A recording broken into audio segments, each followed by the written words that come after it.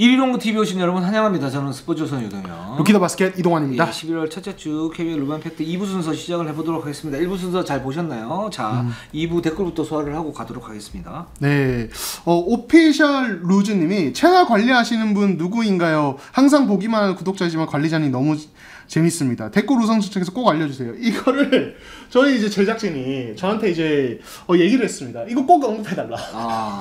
그래서 이제 저한테 톡으로 이렇게 얘기를 했어요. 이거 꼭 해주세요. 예쁘고 귀여운 관리자님이라고 언급 부탁. 네. 실제로 네. 예쁘고 귀엽습니다. 네. 실제로 예쁘고 귀여워요. 아 그렇군요. 네. 네. 이동은 이제 왜 이렇게 얘기하냐면 저희가 1부하고 2부 이제 하기 전에 녹화할 때 이제 약간 텀이 있는데 그때 우리 관리자님이 팩폭을 하고 가셨어요. 네. 이 안경 바꿨더니 꺼벙이 같다. 그렇죠. 예. 개인적으로 이제 저 앙금을 좀 자주 만드는 분이라 네. 저는 예, 입을 다물겠습니다. 근데 예쁘고 귀엽습니다. 제가 볼 때는 진짜로. 그렇군요. 그렇습니다. 네. 자, 거북이님께서 네. 시즌 개막전 예상과 지금 구단의 성적을 비교해서 어떤 부분이 기대에 못 미쳤나 기대 이상의 결과를 보여주는지 저는 예상 못했던 변수는 무엇인지를 분석하는 시간을 가져보는 건 어떨까요? 좋습니다. 가져보려고 그럽니다. 네, 그렇습니다. 네. 저희가 뭐 요것도 이제 휴식기 계속 오잖아요. 네. 그때 한번 해야죠. 네, 제대로 그렇습니다. 네. DH킴님이 KGC 로테이션 관련해서 어떻게 생각하세요? 여유 있는 상황에서 주전 의존도가 너무 높은 것 같은데, 근데 이제 최근에 KGC 주전 의존도 높아지는 거는 뭐 저희가 일부에서도 좀 얘기를 했지만은 돌아온 선수들의 어떤 합 이게 좀 만족스럽지 않아서 결국엔 다시 주전 의존도가 높아지는 현상으로 가는 것 같아요. 그래서 이거 좀 저는 일시적인 좀 현상일 수 있다. 지금의 의존도가 높은 거는 결국에는 박지훈, 양희종이 포함된 7인 그리고 거기서 이제 한승이나 다른 선수들까지 포함된 로테이션을 조금 더 넓게 가져갈 것 같아요. 그렇게 가져가야 되는데 그게 맞고요. 이동환 기자 말이 맞고 일단 지금 이제 의존도가 높은 거는 이제 그런 부분이 많습니다. 거의 90%가 볼 수 있고 왜냐면 말씀하신 대로 이제 새로 들어온 선수도 있기 때문에 이거 뭔가 합을 맞춰야 되고 스펠맨도 좀 불안하고요. 근데 전통적으로 봤을 때 이제 그런 주전 의존도가 그러니까 작년도 그렇고 재작년도 그렇고 그렇게 폭넓어지지는 않았었어요. 그러니까 원래부터 막 엄청 풍부하게 쓰는 그러니까 흐름이 이제 특히 안 좋을 때는 더욱더 이제 그런 부분이 좀 있었었고 그래서 이런 부분이 살짝 좀 우려가 되긴 합니다. KGC가 이제 우승 컨텐더였는데 기본적으로 이제 그 부분을 어떻게 해결을 하느냐 그래서 좋은 흐름을 만드느냐 이 부분이 이제 좀 중요할 것 같고요. 네. 그리고 이제 그 모상욱님이 아이자익스 8주 결정 불가피해서 교체인데 경력자에 아니면 새 얼굴이 저희가 이제 한 주 쉬다 보니까 2주 전 이제 댓글인데 네. 이제 토마스 로빈슨이 왔죠 삼성. 네. 그래서 제가 로빈슨 이야기 조금 이따 하겠습니다. 네, 철저하게 분석을 갖다 해드리고요. 자, 그럼 한국가스공사로 한번 가보도록 하겠습니다. 가스. 자, 네.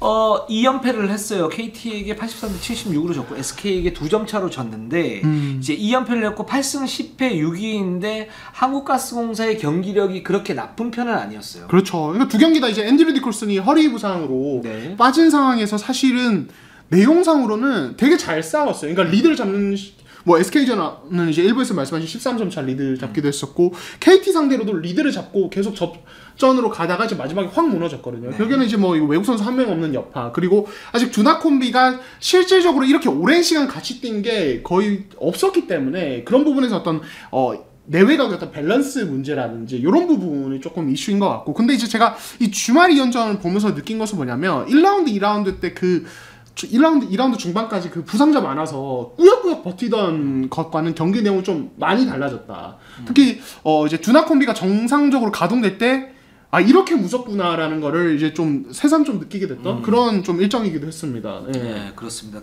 지금 상태를 보면 두경민 선수가 복귀를 했는데 어제 유동 감독이 그렇게 얘기를 했죠. 무릎 염증이 있었는데 이 부분은 90% 이상 완치가 됐다. 그러니까 이제 몸 상태에 대해서 문제는 이제 그렇게 많지 않다. 보고 있고 그 다음에 경기 감각만 문제라고 그러니까 이제 경기를 어떻게 치르느냐 거기에 따른 이제 두경민 선수의 어떤 그 위력이 계속 이제 나올 수 있다라고 보고 있고 김낙현 문제가 없고요. 니콜슨이 지금 허리 염자 부상이었는데 부상이 지금 오늘 그러니까 12월 6일자로 10일째. 그렇죠. 그러면서 이제 얘기했던 게 뭐냐면 뭐 기사도 나왔지만 유동 감독 같은 경우에는 니콜슨이 지금 신발끈을 묶을 수 있는 상태. 예전에 이제 허리를 못 굽혔다는 얘기죠. 염자 때문에. 근데 묶을 수 있는 상태고 지금 러닝을 재개하고 있는 상태이기 때문에 조만간 이제 들어올 수 있다. 지금 이렇게 지금 얘기를 하고 있습니다. 네. 그 건강한 두나코를 저희가 본 게 컵대회 첫 경기 그러네요. 건강한 두나코를 본 적이 없어요. 다 뭐 팔꿈 이제 니콜스 팔꿈치 안 좋거나 두경민 무릎 안 좋거나 이랬는데 정말 사실은 이제 이동 감독님도 그런 얘기를 하더라고요. 와, 나 진짜 감독 생활하면서 이런 적은 처음이다. 한 명 들어오면 하고 한 명 들어오면 이제 진짜 전설의 두나콜이에요. 본 적이 없어. 그렇죠. 사이버 트리오. 그러니까 사이버 트리오. 네, 사이버 트리오인데 아담이야, 아담. 그렇죠. 이제 니콜슨이 이제 운동을 시작하지만 또 이 선수 몸 상태 다시 100% 되려면 약간의 시간이 더 그렇죠. 필요할 거거든요. 그래서 약간 더 기다려야 될 것 같고 이제 니콜슨 없는 상황에서 좀 뭐가 좀 드러났냐면 그러니까 두낙은 정말 위력적이에요. 저는 특히 두경민이 무릎 상태가 정상일 때 이렇게 무섭구나. 진짜 MVP 레벨이라는 생각이 저는 개인적으로 들었거든요. 개인 영향을 보면. 근데 이제 이 팀이 이제 니콜슨이 지금 없는 상태에서 좀 드러나는 구조적인 문제가 뭐냐면 두낙의 어떤 2대2의 이제 좀 의존도가 높고 과도하죠. 그렇죠. 과도하죠. 예. 그거밖에 없는 것 같아요. 그렇죠. 예. 그래서 그걸 조절할 수 있는 현재 니콜슨이 없는 상태에서 그걸 조절할 수 있는 옵션은 이대원의 어떤 2점 게임, 미드레인지나 어떤 인사이드에서 어떤 마무리 이런 것들인데 사실 이대원이 저는 그런 생각이 들어요. 좀 멘탈적으로나 경기력적으로는 기복이 좀 있어요. 맞아요. 그래서 오늘은 이대원에게 좀 믿고 맡겨야지 이렇게 해도 막상 경기를 보면은 이대원의 어떤 경기력이 별로 안 좋아서 그 가드진 쪽이 부담이 가중되는 이런 식으로 그러다가 그럼 터프 3점 던지고 안 들어가면은 이제 바로 역습당하고 이런 식의 어떤 그림들이 가스공사가 나온단 말이에요. 그러니까 결국에는 니콜슨이 와야 어떤 이런 이동 감독님들이 말씀하신 투포인트 게임 이동 감독님 표현 투포인트 게임이 어느 정도 되면서 이 어떤 내외가 밸런스가 맞을 수 있다. 그러니까 두낙은 너무 위력적이지만 이들에 대한 의존도가 계속되면 SK전처럼 4쿼터 때 상대가 그걸 집중적으로 잡으려고 나오면 이게 사실은 결국에는 클러치 상황에서 어떤 효율성 극감으로 간단 말이에요. 그래서 이 부분은 좀 고민이 될 것 같고 그래도 가스공사가 좀 좋은 게 이윤기 선수가 들어오면서 두낙 중에 한 명씩 어떤 이번 라인의 운영이 조금은 여유가 생겼어요. 그렇죠. 아직 이윤기가 실전 감각이 그렇게 100%까지는 아니지만은 저는 이 선수가 뭐 수비적으로도 좋은 카드지만은 공격에서도 슛을 던져야 될 때와 안 던져야 될 때를 되게 잘 아는 조금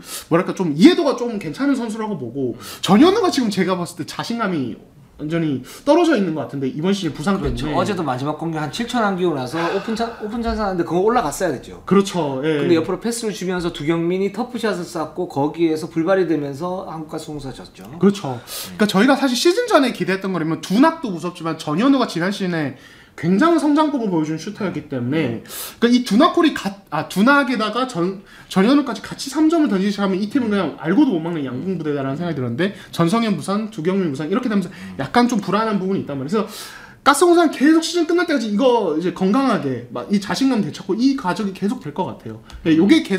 요게 안정이 됐을 때 이 팀은 진짜 위력이 나올 것이다. 아직은 좀 불안해 보인다. 이런 생각이 들어요. 네. 그렇습니다. 그래서 두경민 선수와 김낙현 선수의 지금 호흡 같은 경우에는 뭐 이 두 선수에 대해서 사실 공전이 가능하냐 뭐 이렇게 얘기를 했었을 때 우리의 결론은 뭐였어요?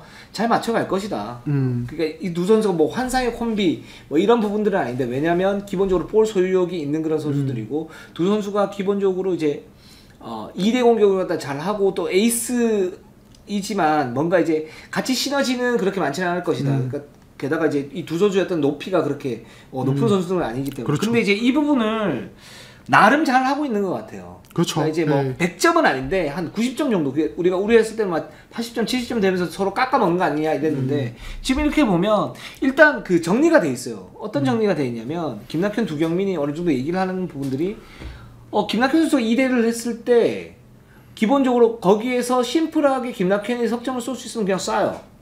그리고 거기 알렉산더나 뭐 니콜슨이 들어오겠죠. 뭐 또 2대에 들어왔을 때 거기에서 볼 수 있는 부분이고 두경민 같은 경우는 거기에서 오프 더 볼 무브를 엄청나게 활발하게 가져갑니다. 그러면서 오프 더 볼 스크린을 받고 거기에서 순간적인 찬스가 생기면 김낙현이 그쪽을 또 봐요. 그러면서 슛을 던져요. 그리고 김낙현 선수가 2대2가 만약에 안 됐다. 이랬을 경우에는 두경민이 다시 돌아와서 다시 또 2대1을 합니다. 또 이런 이제 어떤 조화들이 있기 때문에 이 부분은 뭐 여전히 좋을 것이고 경기를 치면 치를수록 좀 더 좋아질 수 있다라는 생각이 들어요. 예, 그렇습니다.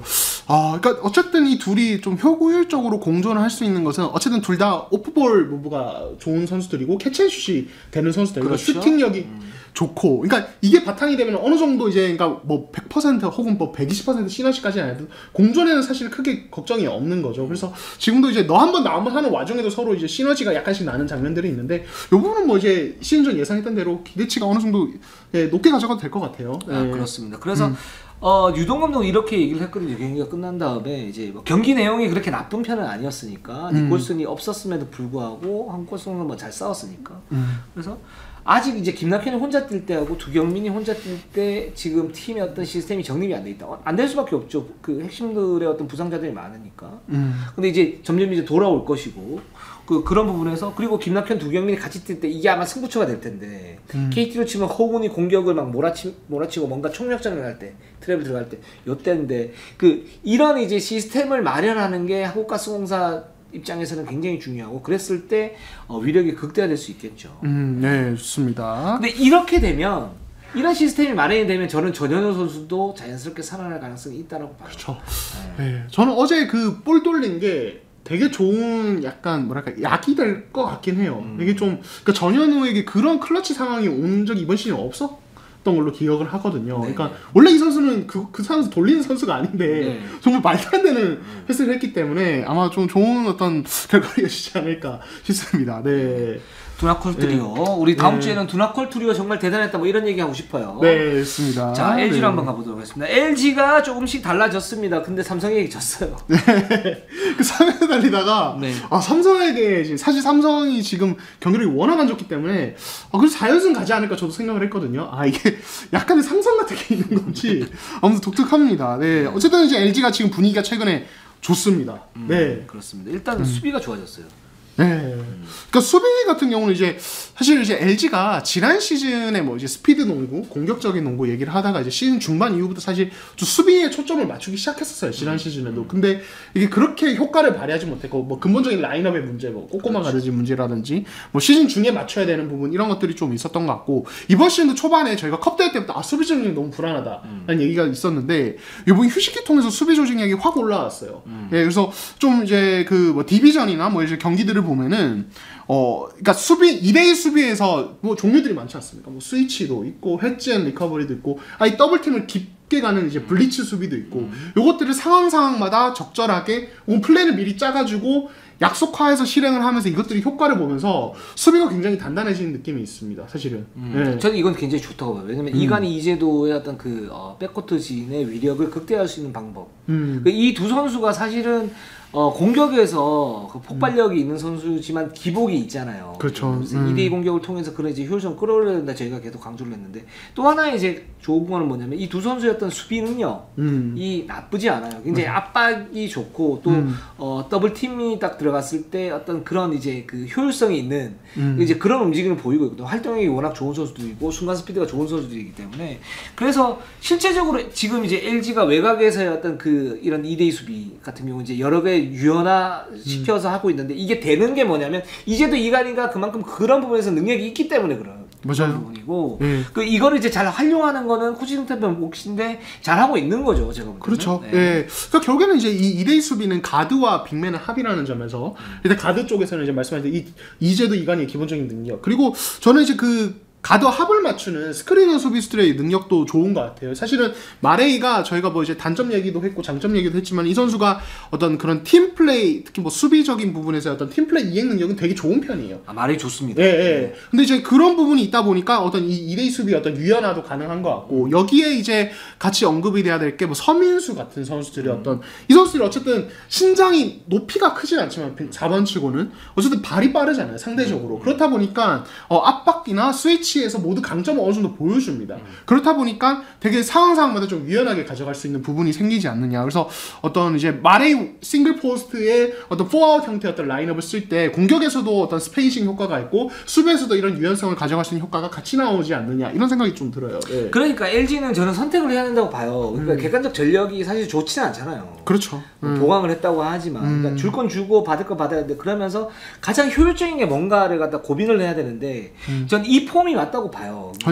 마레이 원싱글에 그러니까 이제도 이강인 세우고 여기에 정희재, 서민수나 아니면 여기서 로테이션 돌리는 뭐 이강준이나 선수들이 있으니까 이렇게 돌리면서 활동력을 극대화하고 외곽에서 압박을 하고 대신에 그렇게 되면 문제가 뭐냐면 3-3번 라인이 높이가 떨어지기 때문에 여기에 집중 공략을 받을 수 있어요. 맞아요. 네. 뭐 예를 들어서 뭐 함지훈 같은 선수들은 노골적으로 당하죠. 네. 또는 뭐 최준영도 있을 수 있고 안영준도 있을 수 있고 물론 또는 이제 진짜 김정규 이런 선수들한테 근데 그렇게 됐을 때 그렇게 됐을 때 이제 그 2점을 먹고 그 2점을 먹은 상태에서 나머지를 갖다가 그 강화를 하면서 뭔가 이제 보충을 할 것인가, 아니면 박정현이나 이런 선수를 써가지고 그 부분을 갖다 막는 대신에 다른 부분에 대한 허점을 갖다가 노출을 할 것인가, 여기에 대한 그 마진율을 볼 필요는 있는 거거든요. 그렇죠. 그런 점에서 보면 마레이가 일단 말씀하신 대로 그 골 밑에서 이렇게 있으면 공격 리바운드 잡을 확률도 높아지고 포스트업을 칠 공간도 넓어지고 거기서 더블 팀이 들어오게 되면 외곽에서 찬스도 좀 더 효율적으로 생길 수 있는 거고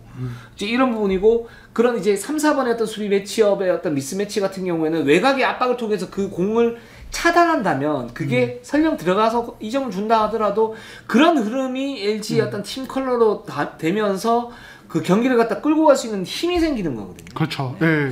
그래서 지금 상태가, 그래서 아마 LG가 지금 상승세를 좀 타고 있지 않나라는 생각이 듭니다.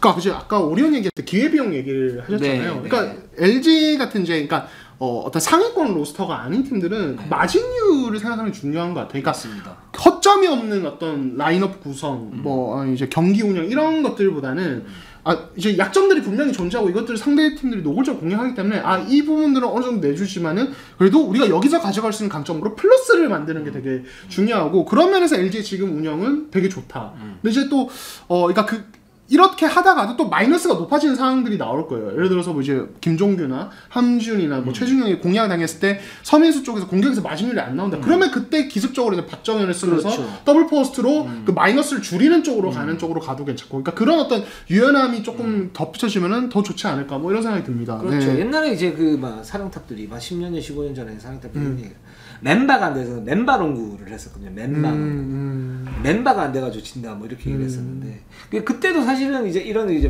마진율 같은 좀 따졌으면 뭔가 그래도 더, 예를 들어서 7위를 할 팀이 6위, 5위를 할 수 있는 거고 8, 9위를 할 팀이 뭐 7, 8위를 할 수 있는 건데, 이제 그런 부분에서 의뢰 그냥 포기하는 그런 부분들이 있었었거든요. 이제 굉장히 좀 한국 농구에 남아있는 악습이었었는데, 이런 부분들이 현 시점에서 많이 좀 줄어들고 있지만 그래도 어떻든 있는 부분들이 있어요. 근데 LG 지금 이런 변화는 제가 볼 때는 굉장히 좋은 것 같다라는 생각이 들고, 이렇게 가지고 와서 여기서 팀 컬러를 공고하게 만들고, 이 공고하게 만들 때 어떤 전력을 보충을 했을 때 이 전력 보충이 의미가 생기는 거거든요. 그렇죠. 다음 시즌, 다다음 시즌 어떤 다음 스텝을 갈 수 있는 거니까 LG는 저는 계속적으로 이렇게 가지고 가면 상당히 좋을 것 같고, 박정현 선수도 좋은 선수니까. 근데 그렇죠. 이 선수 같은 경우에도 수비를 그렇게 하면서 뛸 수 있는 선수잖아요. 그렇죠. 네. 그러니까 즉 이런 틀, 그러니까 싱글 포스트의 어떤 틀을 유지를 하면서 스몰 라인업 틀을 유지를 하고 가는 거는 굉장히 나쁘지 않다. 그리고 뭐 3, 4번에 이제 미스매치 공략을 당하는 거는 두려워하지 마라 라고 말씀을 갖다 좀 드리고 싶네요.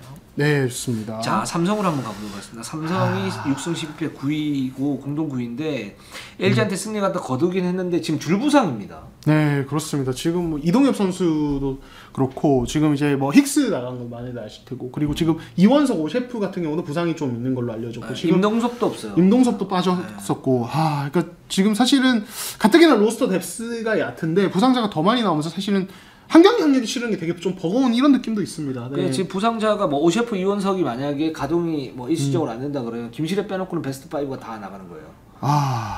네. 그렇게 돼버리네요. 네, 그렇습니다. 지금 일단은 이제 로빈슨을 이제 데려오긴 했는데 로빈슨도 이제 막 격리에 들어간 상황이라 그때까지 또 이제 외국인 한 명으로 또 오셰프 한 명을 버텼는데, 오셰프가 치면은 외국 선수가 없잖아요. 그렇죠. 이거는 근데 네. 이원석도 없어. 네, 그렇습니다.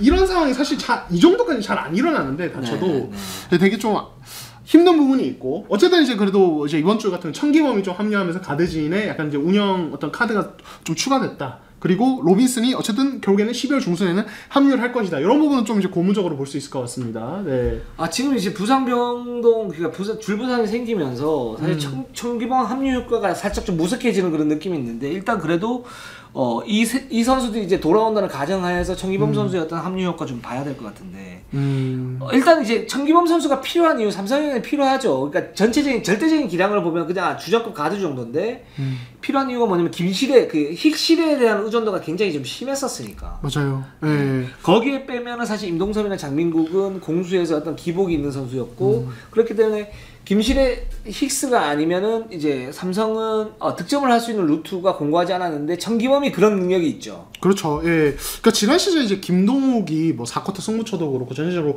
보조 핸들러 역할을 너무너무 잘해. 지금 KT에서 너무 잘해주고 있죠. 그래서 잘해주면서 사실은 김실애가 막판에 합류했을 때도 그 이제 그 밸런스가 잘 잡히면서 되게 분위기가 좋았었잖아요. 김실애 다치기 전에. 그러니까 사실 근데 지금 삼성의 구조는 어쨌든 말씀하신 김실애 외에 핸들러가 없어요. 예. 임동섭, 장민국이 슛이 안 터질 분들은 임동섭이 핸들러 역할을 어느 정도 맡아도 사실 거기서 어떤 파괴력이나 파생 효과가 거의 안 나왔기 때문에 또 김현수는 사실은 뭐 트랜지션 공격에서 어떤 가담 능력 혹은 캐치앤슛으로 효과를 보는 선수 이 선수가 2대2 공격이 좋은 선수는 아니거든요. 그래서 그 부분에 대한 고민이 되게 컸고 이걸 이제 힉스의 2대2 어떤 공격 핸들러 역할을 맡기면서 좀 이제 약간 다르게 꼬기도 했었고 이랬는데 어쨌든 청기범이 하면은 청기범이 엄청 파괴적이지 않아도 그 역할을 어느 정도 해낼 수 있다는 것만으로도 의미가 있습니다. 그래서 건강할 때, 로빈슨이 건강하게 잘 돌아오고, 다른 선수들 부상자 조금씩 이제 돌아오면서 청기범, 김실애, 뭐 투가드가 한 번씩 활용이 될 때, 이 부분을 좀 기대를 할 수 있지 않느냐라는 생각이 듭니다. 네. 근데 청기범 선수 지금 경기력은 아직은 정상은 아니에요. 그렇죠. 네. 사무에서 수술의 재활에 집중을 했고, 첫 두 경기에서 턴오버 5개를 했습니다. 실전 감각하고 시스템 적응이 좀 필요한데 시스템 적응은 될 것 같고요. 근데 이제 이런 실전 감각이 좀 이루어져야 되고 만약에 청기범 선수가 어느 정도 올라온다 그러면 김실애 청기범이면 충분히 백코트 지는 해볼만 하죠. 그렇습니다. 네. 그런 부분이 있고 근데 일단은 지금 삼성은 여기서 더 중요한 변수 이제 토마스 로빈슨이 들어왔을 때 이 선수가 어떤 파괴력을 가지느냐 힉스만큼의 어떤 파괴력을 가질 수 있느냐 이 부분이 굉장히 중요한데 자 토마스 로빈슨 설명 기용이 출동. 네, 토마스 로빈슨 일단은 현재 상황은 2일에 입국해서 이제 자가격리 중이라고요.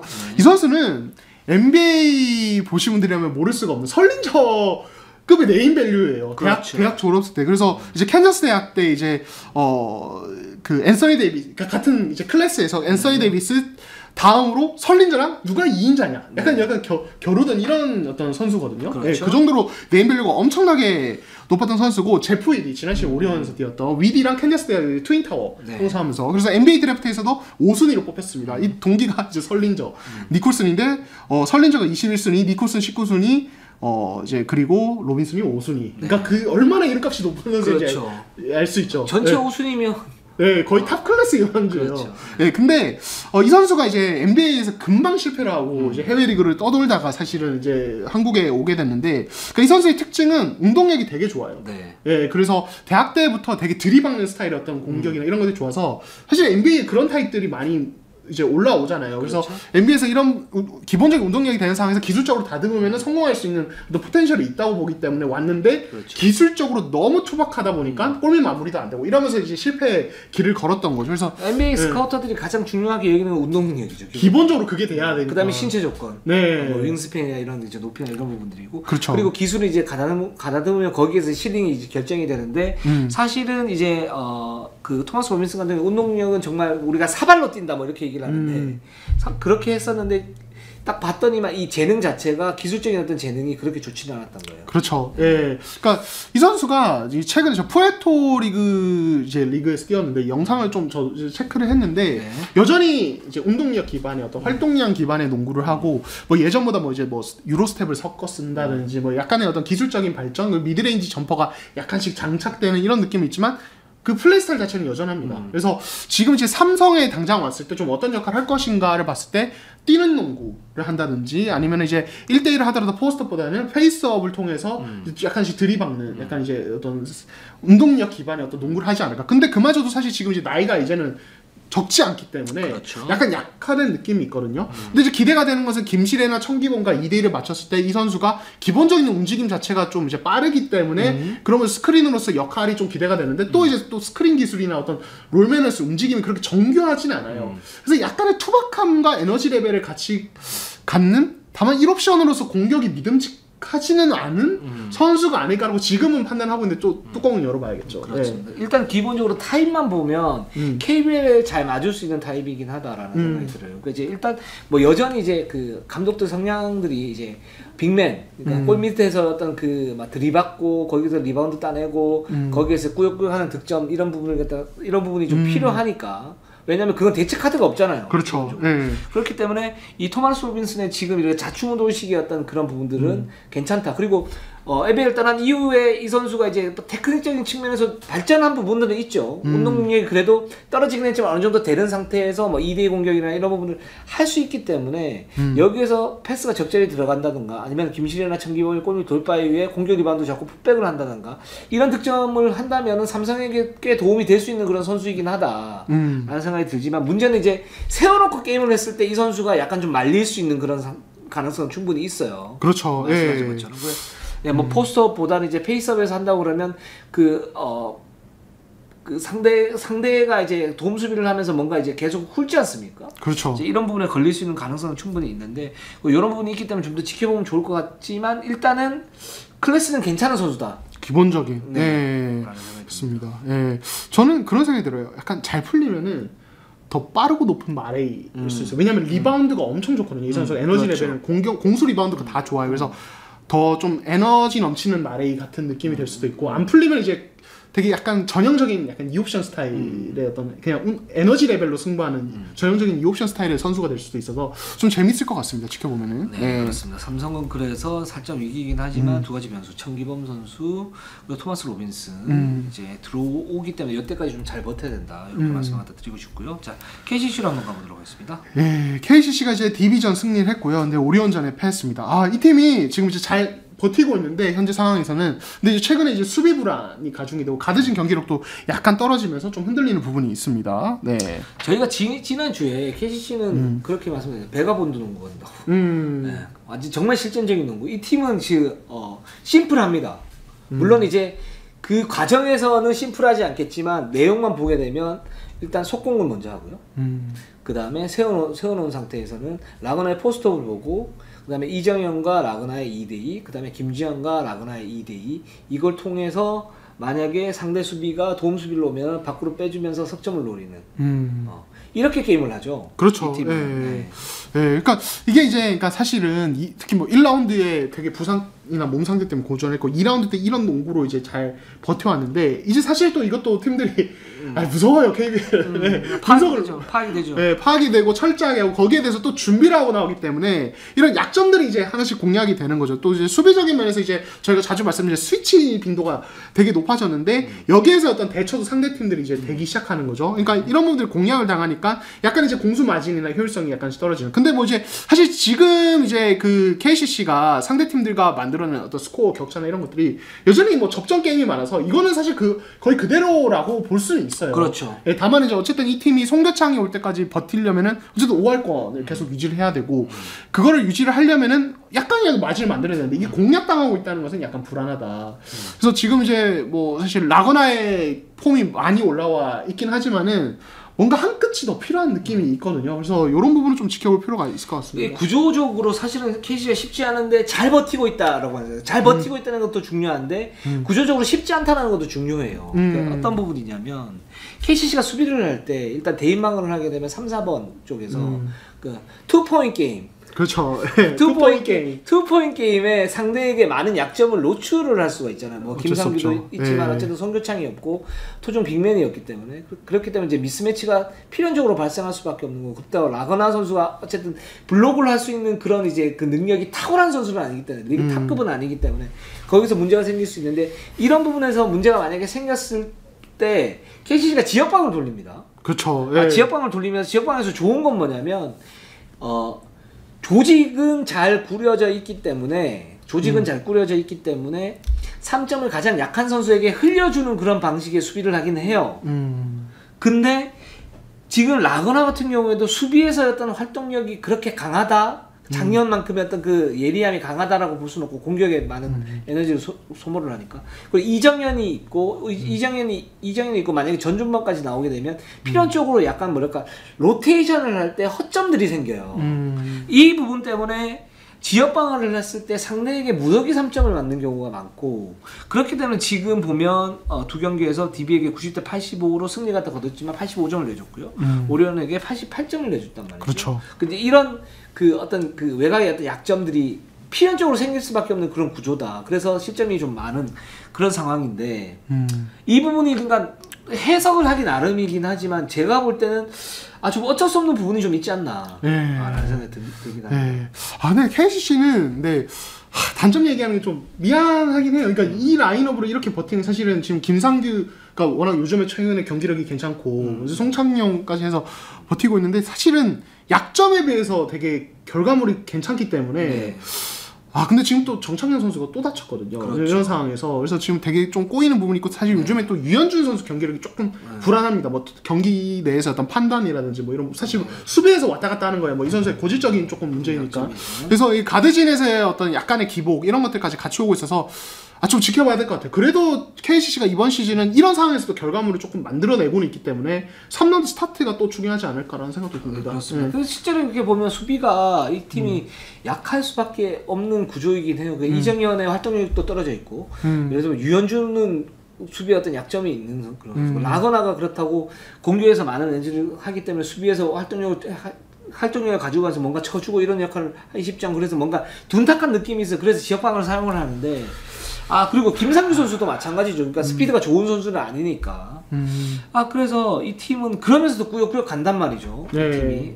베가본드 농구를 하고 있는데 베가본드가 그겁니다. 그러니까 어떤 뭐 사실 이제 무협지를 이렇게 할 때 무협지를 이렇게 볼 때 무슨 뭐 화산파에 무슨 매화 12석을 피우겠다 그러면서 막 검노를 막 이렇게 하고 그게 아니고 베가본드는 실전형이죠. 너 여기 비었어 그냥 막 찍고 약점만 집요하게 내리는. 그렇죠. 그만해라 막 이런 때가 그렇죠. 내가 팔 부러뜨려 내가 그렇게 할 테니까 이런 실전형인데 지금 캐시가 그런 농구를 하면서 경기력이 나쁘지는 않은데 그리고 뭐 이정현이 투혼을 발휘를 하고 있고 뭐 라건하고 2대2 괜찮고 김지현도 괜찮은 편이긴 하지만 전체적으로 여기는 이제 선수의 어떤 그 시스템이 보강을 한다고 하긴 했는데 윙맨 자원이 송교창 빼니까 휑해요.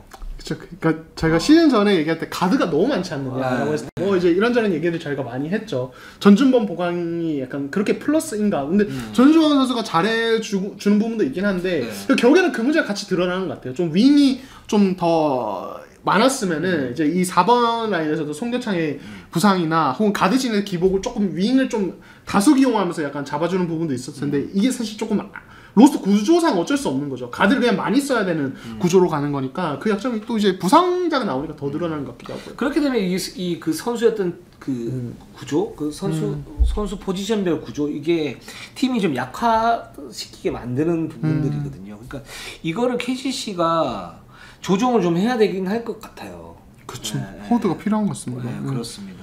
네, 좋습니다. 이게 이제 정규리그 때도 문제가 생기지만 플레이오프 때는 더더욱이나 약점이 생길 수 있기 때문에 이런 걸 KCC가 염두에 두면서 뭔가 선수 보강을 좀 해야 되지 않을까라는 생각이 들고 뭐 가드가 필요한 팀에게 적극적인 어떤 트레이드 뭐 이런 부분도 할 수도 있겠죠. 네, 좋습니다. 자, 그 현대모비스도 이제 KCC와 완전 좀 극과 극인 어떤 그런 팀컬을 가진 팀인데 현대모비스도 좀 알아보도록 하겠습니다. 네, 현대모비스 5할까지 왔어요. 9승 9패 지금 5위까지 올라왔고요. 이제 오리온과 SK에 모두 승리를 거뒀습니다. 일단은 강팀을 잡았다는 것도 좀 인상적이었고. 그렇죠. 오리온이나 SK는 국내 선수 전력이 뭐 상위권이고 SK 같은 경우는 뭐 2위 팀이니까 이 팀들을 다 잡아냈다는 것 자체가 좀 고무적인 것 같고 브레이크 이후에 또 이렇게 연승을 갖다 또 달리고 있다는 점도 좀 인상적이고. 예. 그러니까 현대모비스가 시즌 초반에 엄청 페이스가 안 좋았는데 최근 10경기 성적을 보면은 7승 3패예요. 예. 그러니까 지금 사실 최근 분위기 보면 거의 선두권에 가까운 어떤 이제 성과물을 내고 있는 거죠. 여기에 이제 뭐 여러 가지 요인이 있겠지만은 뭐 외국 선수들 경기력이 조금씩 올라오는 부분들도 있고 기본적으로 이 팀이 사이즈와 어떤 이제 여러 이제 뭐랄까요, 그러니까 선수들의 개개인 역량이 다양한 어떤 역할들을 소화할 수 있는 어떤 이런 부분들이 좀 작용을 많이 하는 것 같아요. 네, 그래서 저희가 뭐 다른 부분에서 얘기를 좀 하려고 했지만 랭센 버스트디, 예, 그렇죠. 요거 이제 저희가 얘기를 해야겠죠. 그렇습니다. 일단 김국찬 선수가 딱 들어오면서 그 승부처에서 확실한 슈터 한 명이 생겼다는 부분도 좀 크고 이 김국찬 선수가 또 활동력도 괜찮고 뭐 수비에 허점이 있긴 하지만 공수 밸런스 그래도 어느 정도 이제 잡힌 선수이기 때문에 확실히 도움이 된다. 그러면서 로테이션을 또 잘 돌아가고 있죠. 이런 부분 좋은데 그 현대모비스에 관통하는 그런 그 특징 아까 말씀하셨던 것처럼 영어로 했지만 저는 한국말로 하겠습니다. 난 한국을 잘하니까. 길이와 다재다능함. 그렇죠. 그렇습니다. 그렇습니다. 랭센 버서틸러티. 네. 이거 저희 여자농구에서 원성윤 기자도 뭐 얘기를 했는데 삼성생명 빅대면서 그 현대모비스의 지금 상황에서는 딱 맞는 것 같아요. 그리고 이런 개념으로 가고 있는 것 같아요. 그렇죠. 그러니까 사실은 이제 이런 식의 어떤 사이즈 그리고 다양한 역할을 하는 선수들을 모아놨을 때 가장 좀 좋은 또 기반이 돼야 되는 게 뭐냐면 스피드거든요. 예, 왔다 갔다 트랜지션의 그렇죠. 어떤 스피드가 이제 베이스가 됐을 때 이게 사실 좀 극대화가 돼요. 왜냐면은 이 사이즈가 사실 현대농구에서 사이즈는 그러니까 사실 양날의 검이잖아요. 예, 그러니까 높이가 뭐 예전에 어떤 이제 조금 약간 올드한 농구라면 높이만 좋으면 일단은 뭐 기본적으로 장점이 더 많았지만 요즘에는 높이만 좋다고 해서 좋은 게 아니거든요. 활동력이 받침이 돼야죠. 그러니까 이 가로 움직임들이 어느 정도 받쳐줘야 되고 사실은 이런 부분에서 현대모비스의 어떤 사이즈 좋은 선수, 특히 이우석, 최진수 요 라인은 사이즈와 기동성을 다 가지고 있기 때문에 그렇죠. 그리고 이우석은 뭐 핸들러로서 역량 워낙 뛰어나고 트레이션 능력이야 뭐 사실 이미 KBL에서도 꽤 손에 꼽히는 선수가 됐으니까 여기에 일단 기본적으로 가는 거고 여기에 이제 다른 선수도 사이즈와 어떤 기본적인 개인 역량들 다 갖추고 있으니까 약간 몰아치는 농구가 좀 가능해진 거예요. 그래서 최근에 이번 주 승리한 2경기 현대모비스 경기 내용을 보면은 트랜지션이 되게 많이 늘어났어요. 얼리 오펜스가 되게 많이 늘어났고 여기에 라시온 토마스가 지금 이제 얼클락이 발가락 상태가 안 좋아서 좀 많이 쓰이고 있는데 라시온 토마스의 장점은 또 사이즈로 밀고 들어가는 게 아니라 약간 신장은 작지만 스피드와 약간 포핸들을 통해서 정면 돌파인데 이것들이 조금 약간 극대화되면서 또 이제 좋은 결과가 나오고 있거든요. 그러니까 어떻게 보면 딱 이제 거기에 맞는 길이와 다재다능함에 맞는 어떤 농구가 좀 펼쳐지고 있다 이런 생각이 들어요. 그러니까 현대농구에서 저희가 뭐 언뜻 얘기는 하긴 했지만 수비에서 가장 중요한 건 두 가지. 그러니까 이제 보이지 않는 거 두 가지가 뭐냐면 컨테스트. 그러니까 슈팅을 했을 때 블록이 아니어도 어느 정도 막아주느냐 이거에 따라서 슈팅 효율이 달라지죠 상대 공격수에. 두 번째는 디플렉션 아닙니까? 그렇죠. 그러니까 그 상대의 어떤 패스를 굴절시키는 그런 이제 수비 방법인데 이 두 가지가 왜 중요하냐면 이게 보이진 않지만 상대 그 공격의 흐름을 갖다가 미묘하게 끊으면서 상대 공격수의 심리적 압박을 가하면서 뭔가 그 팀만의 어떤 팀커러를 할 수 있는 패턴을 미묘하게 방해를 해요. 그렇죠. 그러면서 그 어떤 공수 밸런스에 영향을 미치거든요. 그래서 이게 굉장히 좀 중요하다고 그러는데 일단 기본적으로 랭스가 있으면 이 랭스는 뭐 핵심은 이제 윙스팬이죠. 뭐 높이의 윙스팬인데 이런 부분에 있으면 디플렉션이 좀 더 자유자재로 될 수가 있고 컨테스트가 될 수 있기 때문에 보이진 않지만 전체적으로 상대 슈팅의 어떤 효율수가 다 떨어뜨릴 수 있고 패턴을 방해시키면서 뭔가를 할 수 있다. 이게 40분 내내 이렇게 되는 거예요. 만약에 이 랭스에 버서틸리티가 있는 팀이라면. 그렇죠. 근데 현대모비스가 사실 작년이나 재작년까지만 해도 벤치를 이렇게 보면 윙 자원이 많이 부족했어요. 맞아요. 근데 그때 우승을 했던 건 뭐냐면 양동근, 이대성이 있고 거기에 강력한 외국인 선수가 있으면서 이 선수들의 의존도를 극대화하고 유지학 감독의 어떤 케이스에 맞는 전술 능력이 극대화됐기 때문에 우승을 했는데 뭔가 짜낸다는 느낌이 있었는데 지금은 어떤 느낌이냐 굉장히 좀 투박하면서 뭔가 안 맞는 것 같은데 근데 힘은 있어 보여. 그리고 앞으로 좀 더 좋아질 것 같은데 이런 느낌이 있어요 지금. 거의 약간 물량공세로 몰아치는 느낌이 있죠. 그러니까 저희가 뭐 대본에도 조금 이제 뭐 이렇게 자막에도 좀 나오지만 이 토론토 랩터스가 진짜 딱 그런 농구를 하거든요. 그렇죠. 사실은 진짜 물량공세, 장신 물량공세로 확 몰아치는 이런 게 있는데 최근에 현대모비스가 딱 그런 느낌이 있는 것 같고 사실 이제 모비스가 이런 농구를 하면서도 기본적인 것들을 또 가져가죠. 예를 들어서 함지훈의 어떤 이제 게임 운영이나 로우포스트 미드레인지에서도 플레이들이 기본적으로 갖춰져 있고 그리고 이제 김국찬이 이제 들어왔던 부분을 말씀하셨는데 김국찬이 오면서 윙의 어떤 뭐랄까요 활용폭이 더 넓어졌어요. 그러니까 맞아요. 최진수가 최근에 뭐 장재석이 몸 상태가 안 좋은 부분도 있었지만은 최진수가 사실은 현대모비스 온 뒤로는 거의 3번으로 좀 많이 쓰였단 말이에요. 4번으로 많이는 안 뛰었어요. 4번으로 뛴 적이 많지는 않았는데 특이한 경우 아니면은 근데 최근에 뭐 오리온전도 그렇고 보면은 4번으로 뛰면서 이 선수가 가진 어떤 기동성이나 이런 부분들 몸싸움은 조금 약하지만은 기동성이나 뭐 이제 여러 가지 다양성 이런 것들이 좀 이제 플러스가 되면서 현대모비스가 되게 다양한 어떤 농구를 좀 할 수 있고 팀 템포도 다 올려서 갈 수 있는 어떤 이런 장점이 있어서 되게 좀 이제 재밌는 농구가 나오고 있다 이런 생각이 들어요. 네. 그렇습니다. 사실 NBA가 최근에 보면 최근에 트렌드는 스몰볼이죠. 네, 그렇죠. 네, 그렇죠. 그래서 트랜지션 강화하고 3점 슛의 시대가 열렸다 그렇게 얘기를 하는데 지금 거기에 대해서 이제 대항마가 그러면서 이제 가드들의 어떤 가치가 폭등을 했잖아요. 그러면서 그 가드진을 수급할 수 없는 팀들이 만들어낸 볼이 이제 롱볼이고 거기에 이제 토론토 같은 경우에는 뭐 실제적으로 2m 13 이상의 윙스팬을 가진 선수가 6명. 그리고 클리블랜드도 또 대표적인 팀인데 이 팀 같은 경우에 제러드 앨런이라든가 또 에반 모블리. 네, 에반 모블리는 예. 올 시즌 이제 신인왕 뭐 영순위 후보 볼 수 있고 이 두 선수가 투포스라는 상태에서 케빈 러브 그다음에 로이 마카넨 뭐 이런 선수들이 돌아가면서 뛰면서 5번, 4번, 3번이 다 빅맨이에요. 그러니까 맞아요. DB 같은 어떤 그런 구조를 그렇죠. 갖추고 있어. DB가 해야 될 그런 구조를 갖추고 있고 현대모비스가 토론토 같은 어떤 그런 구조를 지금 갖추고 있는데 이런 부분을 보는 거. 그래서 그러면서 지금 이제 KBL이 사실 NBA의 어떤 트렌드에 좀 이제 늦죠. 늦어요. 늦는데 네, 지금은 어느 정도 이제 그런 이제 스몰볼에 대해서 효율적으로 하고 있는데 그걸 이제 대항하는 어떤 그 개념이 지금 또 나타나고 있다. 이런 부분도 되게 네. 좀 중요한 것 같아요. 네, 그러니까 이제 그 부분 언급을 하셔서 저도 언급을 하는데 이번 시즌에 스위치 빈도가